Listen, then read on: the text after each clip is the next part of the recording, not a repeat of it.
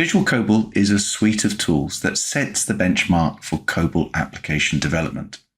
It includes advanced integrations into Visual Studio and Eclipse, static code analysis tools that assist with a variety of tasks such as providing up-to-date documentation and impact analysis, COBOL refactoring support that helps reduce application complexity and tackling monolithic applications, and deployment options to Java, the latest .NET platforms, and API enablement tools.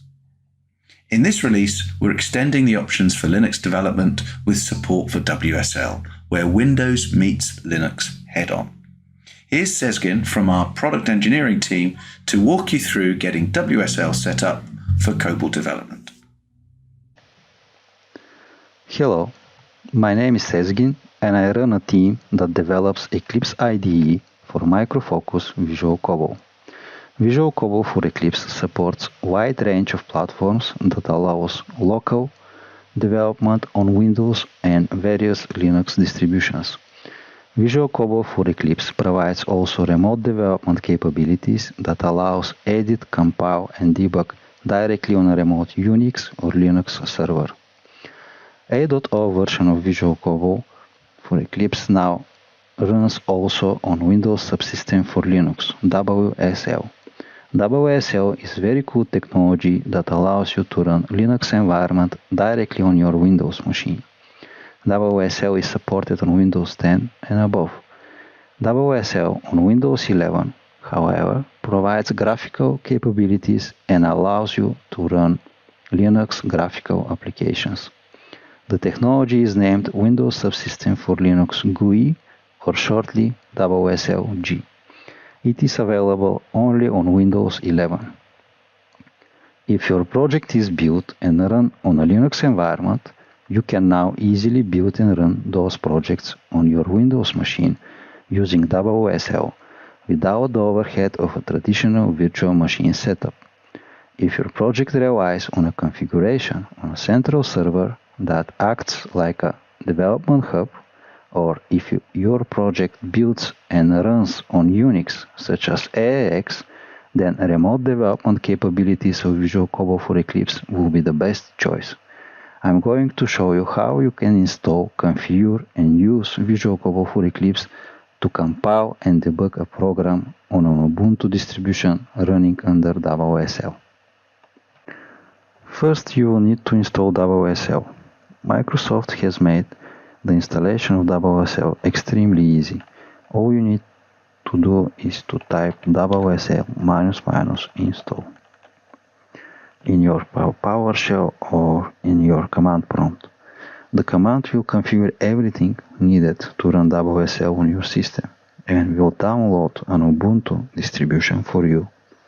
I have already installed WSL on my machine. Let's check its status. This shows that I have Ubuntu distribution running on WSL version 2. To run the Ubuntu distro that WSL install process has created for me, all I need is to find it in the start menu. So the startup time is noticeably fast comparing to a virtual machine. Here I am in my home folder. Let's check the content. Since I'm on Windows 11, WSL comes with graphical capabilities and I can run gedit, for example. Gedit appears on my screen.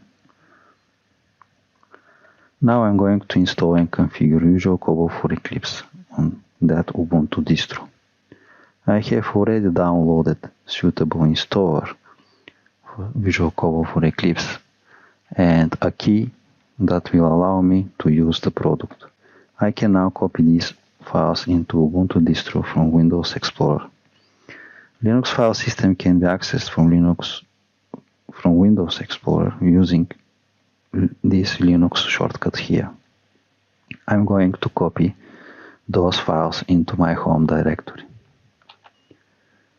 The other way around, Linux distro can access Windows file system by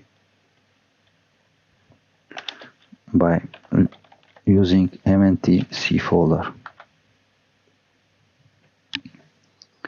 Okay, I hope that now I have these files on my home folder. Here I have them, so I can now install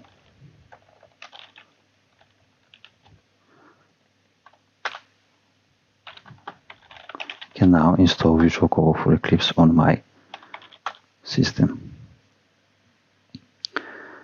Visual COBOL for Eclipse documentation can guide you in the process of installation on WSL. Visual COBOL for Eclipse requires some libraries to be present on the system, and the installer does check their presence. They are listed here, so I've already installed those prerequisites on my distro, and I have everything in place to install the product.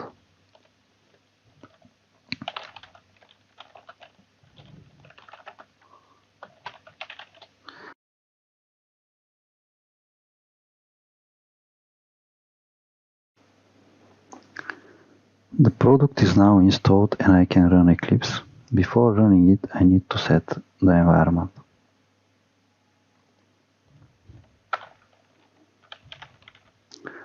And all I need to do is to type Eclipse. So now Eclipse is firing up and I can choose the default workspace. Let's confirm the workspace.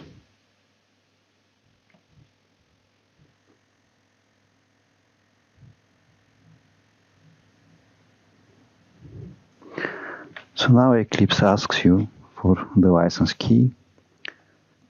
I will browse for it.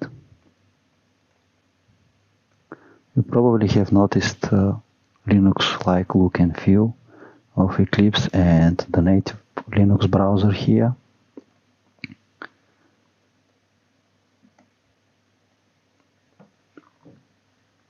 So now the license is being installed.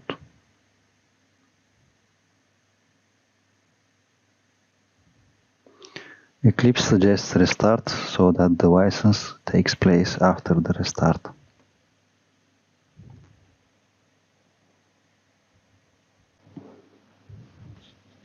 Now there is a fully functional Visual COBOL for Eclipse installation on Ubuntu that allows COBOL development in Eclipse IDE.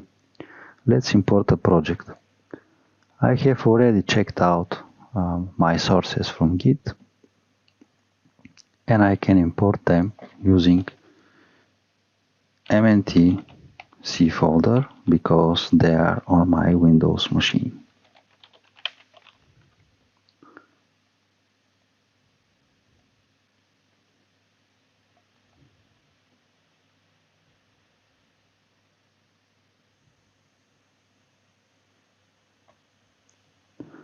The project contains one simple program that prints the operating system name. Let's run this program in Eclipse built-in terminal.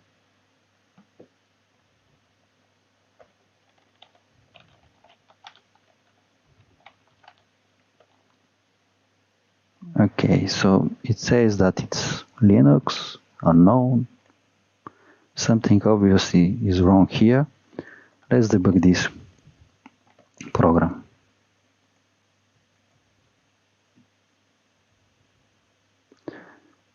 Okay, so you may have noticed another Linux window here. This is the program output. So let's go through the lines. Okay, I can see now that I have a comment here and I have extra display statement.